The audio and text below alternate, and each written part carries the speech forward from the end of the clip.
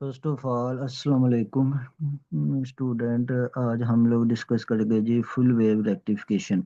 इससे पहले वीडियो में हम लोगों ने डिस्कस किया था half wave rectification. Half wave rectification हमारे पास ऐसा सर्किट है जिसमें हमें सिर्फ और सिर्फ हाँ नाम से ही क्लियर है, half of the input cycle जो हमारे पास होता है उसको हम लोग रेक्टिफाई करते हैं। मीन्स उसकी रेक्टिफिकेशन करते हैं। रेक्टिफिकेशन क्या होती है? Conversion of AC into DC. कि हम लोगों ने एसी को डीसी में सिंपली कन्वर्ट करना होता है, उसके लिए हम लोग रेक्टिफायर का यूज करते हैं। तो इस प्रोसेस को हम लोग कहते हैं रेक्टिफिकेशन। तो हाफ वेव में जो एसी सिग्नल होता है उसका हाफ पोर्शन एसी डीसी में कन्वर्ट हो जाता है सिंपली। उसके लिए हम लोग एक डायोड यूज करते हैं हाफ वेव रेक्टिफिकेशन। लेकिन जो फुल वेव रेक्टिफिकेशन है, आज का हमारा टॉपिक है फुल वेव रेक्टिफिकेशन। तो उसके लिए हम लोग फोर डायोड्स का यूज करेंगे। फर्स्ट डायोड, फर्स्ट हमारे पास डायोड, सेकंड हमारे पास अगर थर्ड आ गया, फोर्थ आ गया। ये फोर डायोड का हम लोग यूज करेंगे इसमें। किसके लिए? फुल वेव रेक्टिफिकेशन के लिए हम लोग फोर डायोड का यूज करेंगे। Half wave rectification, only one half of the AC is use to send unidirectional current through resistor. Mean सिर्फ और सिर्फ एसी का एसी सिग्नल जो इनपुट होता है उसका हाफ जो होता है वो डीसी में कन्वर्ट हो जाता है। किसके लिए? हाफ वेव के केस में। Both half of the input voltage cycle can be utilised using the full wave rectification. Mean जब हम लोग फुल वेव रेक्टिफिकेशन का यूज करते हैं तो हमारे पास क्या होता है? बोथ हाफ एसी डीसी में कन्वर्ट हो जाता है। इसके लिए फोर डायोड्स का यूज करते हैं। जो चीज़ें याद रखनी है वो आपको मैं मिनट में बता रहा हूँ, अगर ये याद रखेगी तो इंशाल्लाह कभी भी आपको नाकाम नहीं बेटा होगे। कनेक्टेड इन ए ब्रिज, जिसे हम लोग ब्रिज सर्किट का नाम देते हैं, जिसमें फोर डायोड होते हैं।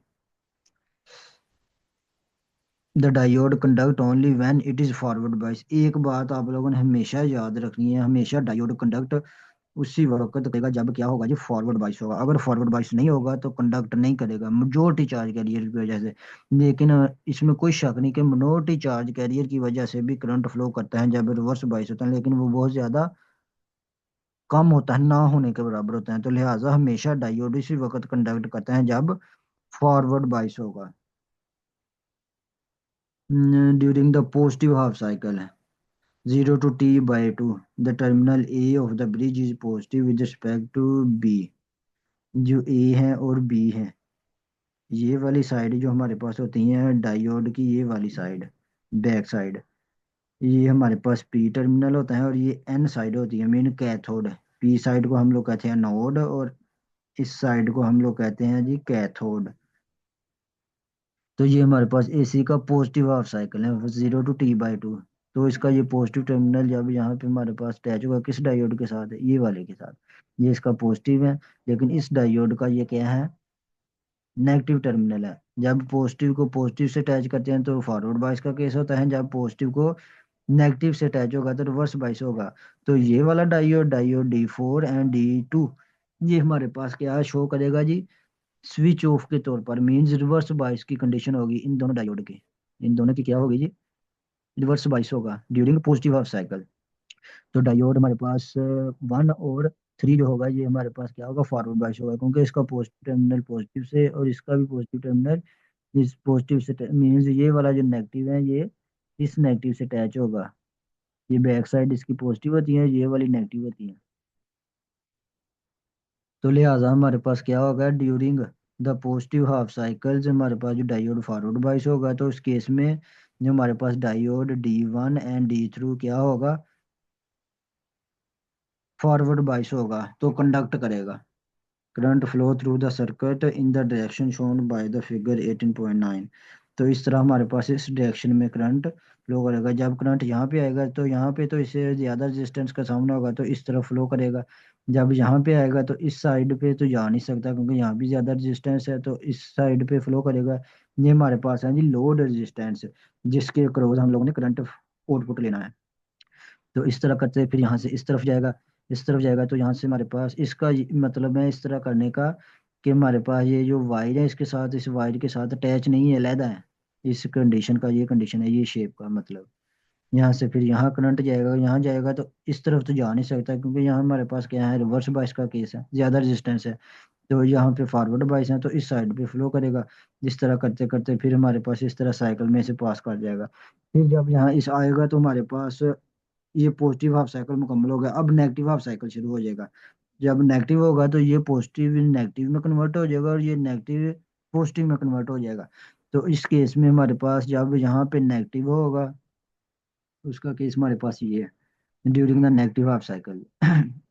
इसी तरह during the negative half cycle हमारे पास T/2 से लेकर टी तक जो हमारे पास टर्मिनल ए है वो इज नेगेटिव हो जाएगा एंड बी इज पॉजिटिव। ये ए वाला टर्मिनल नेगेटिव हो जाएगा और बी वाला ये क्या हो जाएगा, पॉजिटिव हो जाएगा।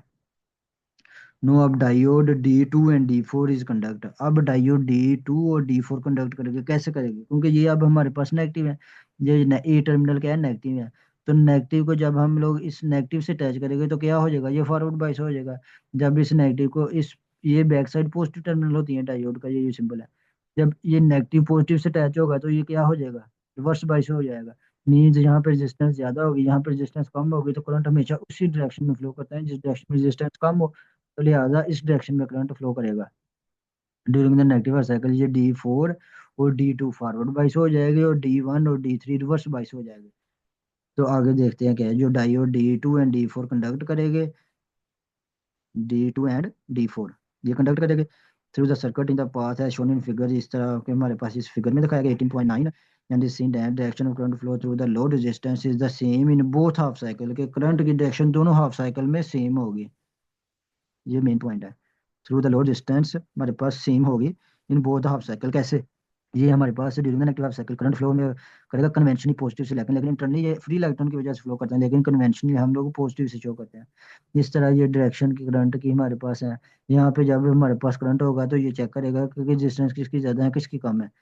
तो हमारे पास जो डायोड, ये हमारे पास डायोड D3 और D1 क्या है, अब रिवर्स बाइस है। तो यहाँ पे करंट इस डायरेक्शन में जाएगा, क्योंकि यहाँ पे ऐसे ज्यादा रेजिस्टेंस का सामना होगा, रिवर्स बाइस का केस होगा। इस डायोड के साथ फॉरवर्ड बाइस है तो इस डायरेक्शन में फ्लो करेगा।